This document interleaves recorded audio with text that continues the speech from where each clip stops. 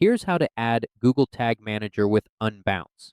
So right here in Unbounce website, if you want to integrate GTM in your landing pages, you just need to go to the settings right here on the left side. And under settings, click Script Manager. And after you click Script Manager, you will be redirected to this page right here. And you just need to add your first script after clicking it. After clicking it, this window will pop up and it will ask you what would you like to add.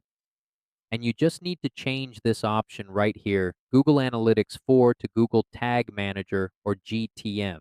And after choosing Google Tag Manager, of course you need to input your container ID or your Google Tag ID. So I'm just going to put my Google Tag ID and click Add Script Details.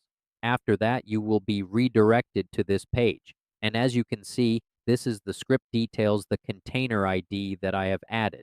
And right here on the right side, you just need to choose the domain that you want your Google Tag Manager to integrate. So the script will be used on the following pages. So you just need to choose one of your domains that you want your Google Tag to be with. So I'm going to choose this one, pizzaoppage.com, and save and publish.